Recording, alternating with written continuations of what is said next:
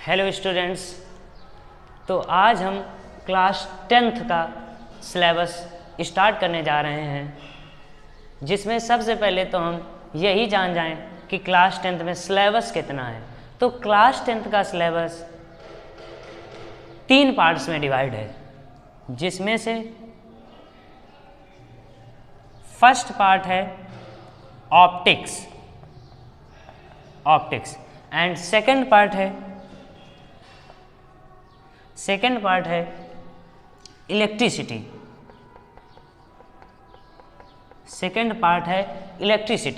And third part है magnetism.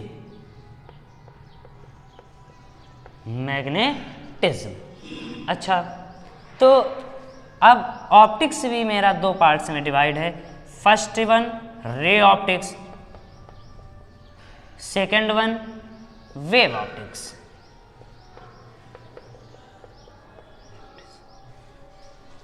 और electricity भी 2 पार्ट्स में डिवाइड है, बट हमको जो क्लास 10th में पढ़ना है वो पढ़ना है इलेक्ट्रिक इफेक्ट ऑफ। पहला तो चैप्टर हमको पढ़ना है current electricity.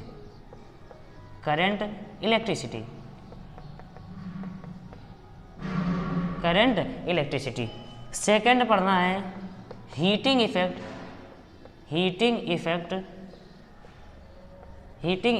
Of electric current. And magnet में हमें पढ़ना है सबसे पहला चैप्टर मैग्नेटिक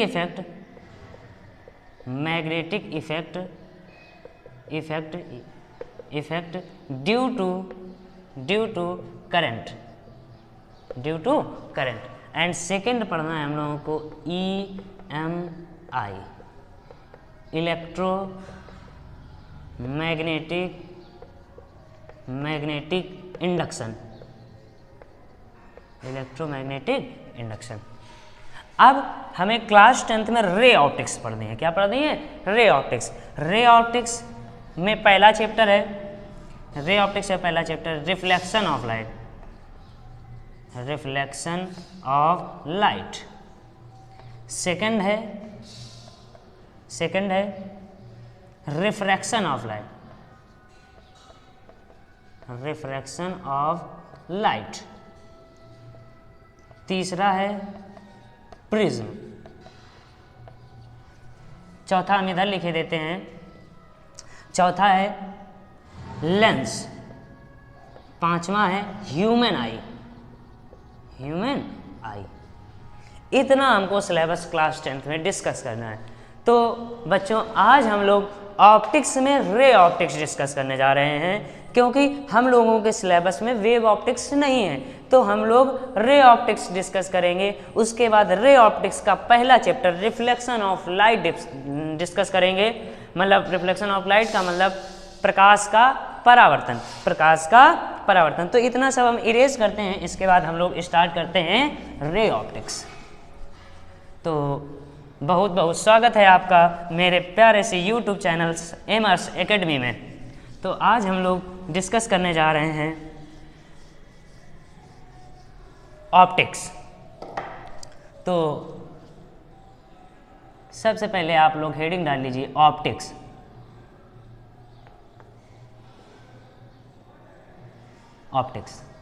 तो अब हम लोग यही समझते हैं सबसे पहले कि ऑप्टिक्स क्या होता है।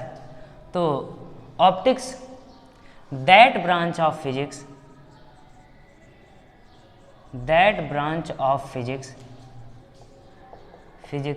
in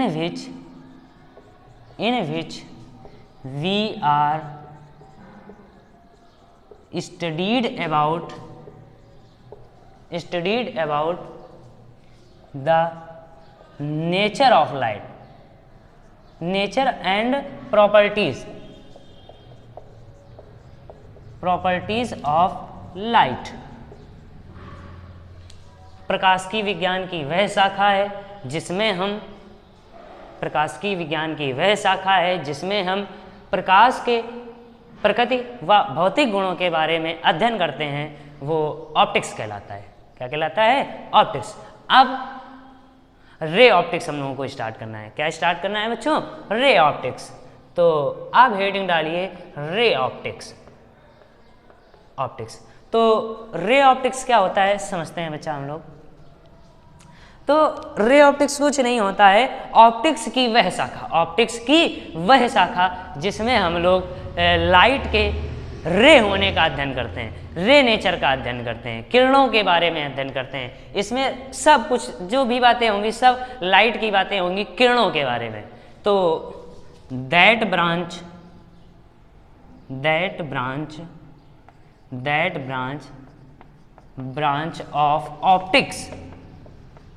branch of optics in which we are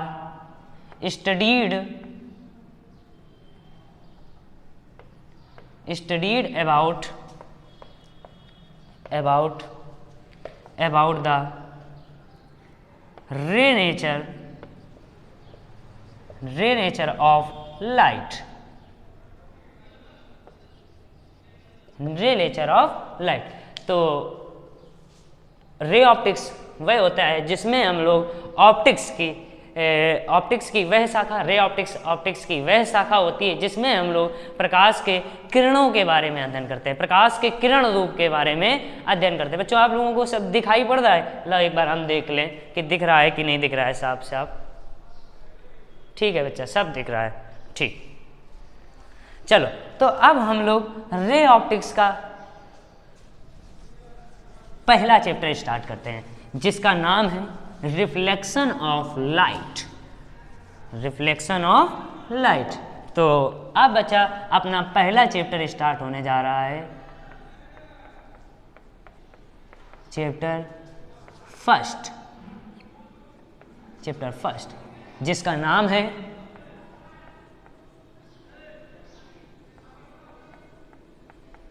reflection of light. Prakash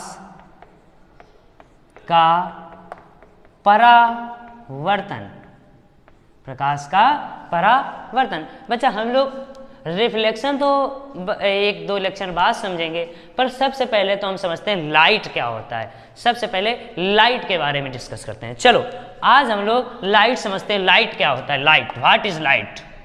question generate हुआ यहां से कि व्हाट इज लाइट। पहला क्वेश्चन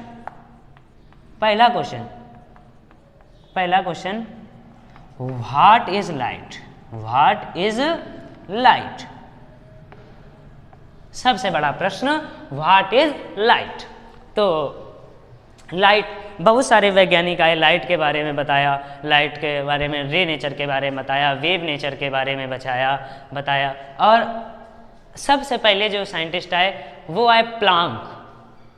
कौन आए? प्लांक ने बताया।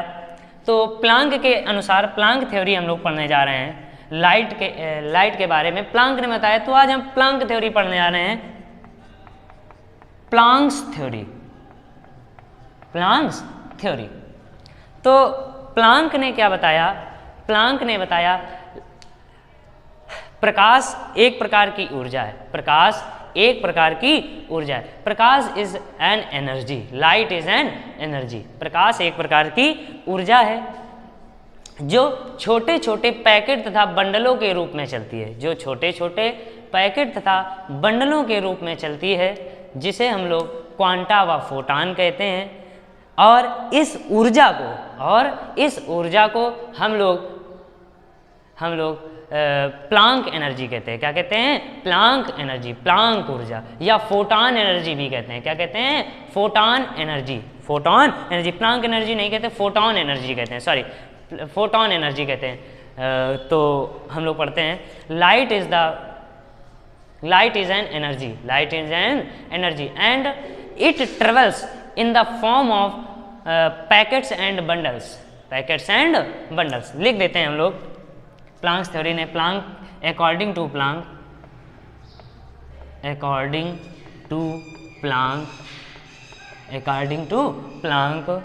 Light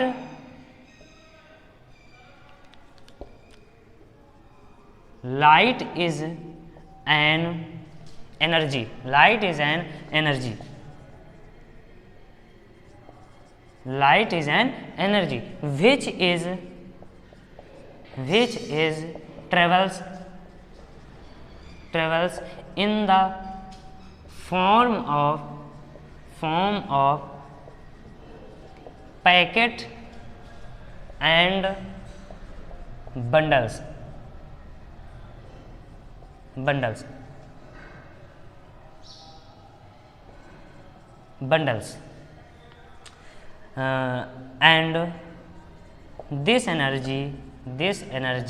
and this energy is called photon energy. इस फोटोन एनर्जी को अंडरलाइन कर लो। अब इसके बारे में हम लोग पढ़ेंगे फोटोन एनर्जी क्या होती है। तो प्लांक ने बताया light is an energy which is travels in the form of packets and bundles. Light is an energy which is travels in the form of packets and bundles, and this energy is known as photon energy. This energy is known as photon energy. आप लोग इसका चाहें तो एक screenshot भी ले सकते हैं। आप लोग स्क्रीनशॉट ले लीजिए, हम हटे जा रहे हैं। आपने ले लिया होगा स्क्रीनशॉट। चलो अब हम लोग आगे डिस्कस करने जा रहे हैं। चलो, तो प्लांक ने क्या बताया हम लोगों को? प्लांक ने बताया according to Planck light is an energy which is travels in the form of packets and bundles and this energy is known as photon energy. अब समझते हैं। और प्लांक ने कुछ बातें बताई जो नोट पॉइंट करके हम लोग लिख सकते हैं। फर्स्ट नोट पॉइंट करके हम लिख सकते हैं हम लोग this packets and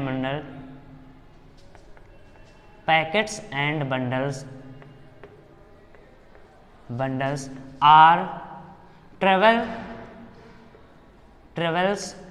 in a straight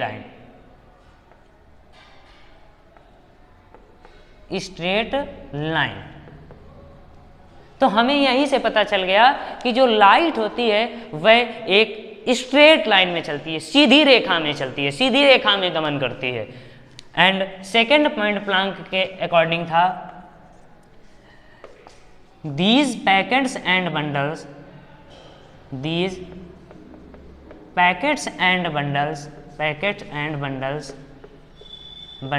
are known as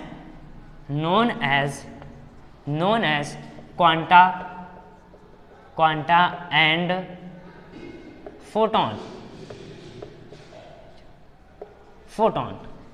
तभी तो हम लोग कहते हैं ये जो इनके कारण उत्पन्न ऊर्जा जो होती है वो कहलाती है फोटोन ऊर्जा। क्या कहलाती है?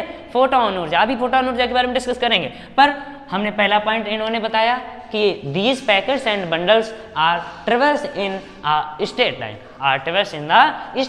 एंड सेकेंड पॉइंट इन्होंने कहा these packets and bundles are known as quanta and photon. अब इसके आगे हम लोग डिस्कस करते हैं। ये आप चाहें तो आप पॉइंट नोट कर सकते हैं, इसका स्क्रीनशॉट ले सकते हैं। आप सब लोग स्क्रीनशॉट ले लीजिए इसका एक स्क्रीनशॉट ले लीजिए। चलो, ले लिया होगा आप, इसको हटा देते हैं हम लोग। चल, अब इन्होंने बताया कि जो पैकेट्स एंड बंडल्स जिन्हें हम क्वांटा एंड फोटोन कहते हैं वो एक स्ट्रेट लाइन में ट्रेवल करते हैं। कैसे ट्रेवल करते हैं? स्ट्रेट लाइन में। ये हमने वो पैकेट्स एंड बंडल्स मान लिए जिन्हें कहते हैं क्वांटा एंड फोटोन। ये हमने मान लिया कि ये क्वांटा एंड फोटोन एक स्ट्रेट लाइन में ट्रेवल कर रहे हैं, तो इनको हम लोग कहते हैं क्वांटा एंड फोटोन। और ये एक स्ट्रेट लाइन में ट्रेवल करते हैं। और उन्होंने एक बात और बताई थी कि ये जो क्वांटा एंड फोटोन होते हैं ये सीधी रेखा में इन स्ट्रेट लाइन ये ट्रेवल करते हैं 3 × 10⁸ मीटर प्रति सेकंड। 3 इंटू 10⁸ मीटर प्रति सेकंड। इन्होंने ये भी बताई थी एक बात, ये भी चाहे तो आप पॉइंट बना के उसी में लिख सकते हैं थर्ड पॉइंट के रूप में, जो ये क्वांटा और फोटॉन होते हैं ये 3 इंटू 10⁸ मीटर पर सेकंड से एक स्ट्रेट लाइन में ट्रेवल करते हैं, और इन्हीं क्वांटा तथा फोटॉन की एनर्जी कहलाती है फोटॉन एनर्जी। अब हम लोग डिस्कस करेंगे photon energy. What is photon energy? What is photon energy? अब हेडिंग डालो photon energy, photon energy, photon energy. Hello बच्चों, तो हम लोग डिस्कस कर रहे थे फोटॉन एनर्जी। क्या डिस्कस कर रहे थे? फोटॉन ऊर्जा। तो जो फोटॉन एनर्जी होती है उसे ई से डिनोट करते हैं। किससे डिनोट करते हैं? ई से। और photon energy is directly proportional to the photon energy is directly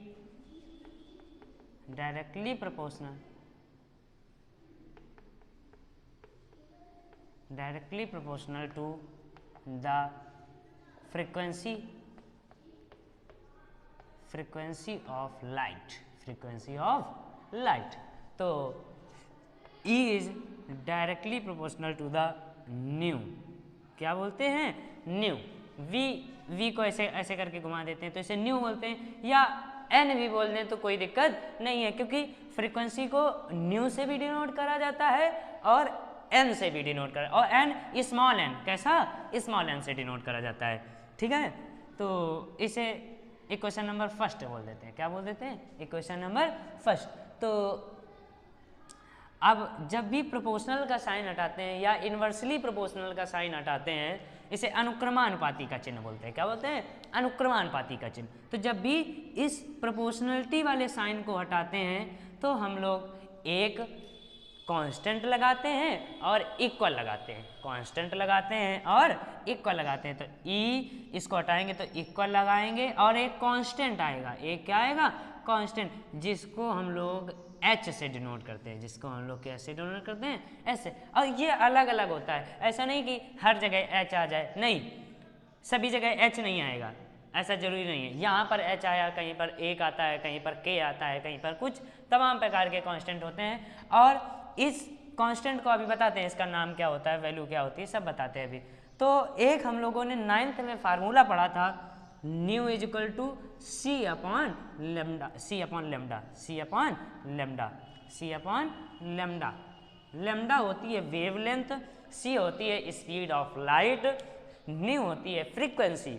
तो अब इस वैल्यू को, न्यू की वैल्यू को इसमें रख दें, इसमें रख दें, पुट कर दें, तो हमारी आ जाएगी E बराबर एच सी अपॉन में लेमडा। तो हमारा जो फोटॉन एनर्जी का फार्मूला बनता है वो होता है E बराबर E is equal to h c upon में लेमडा, वेयर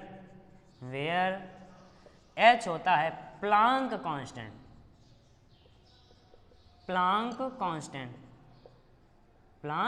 कांस्टेंट, और इसकी वैल्यू होती है 6.62 इंटू 10⁻⁻34 जूल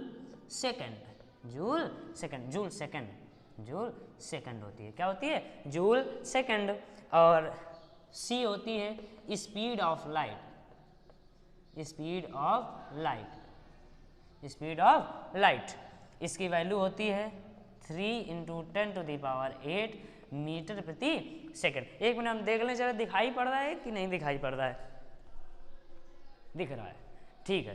तो और जो लेमडा होती है, हम इधर लिखे दे रहे हैं, लेमडा होती है, इधर ही लिख दें, लेमडा जो होती है वो कहलाती है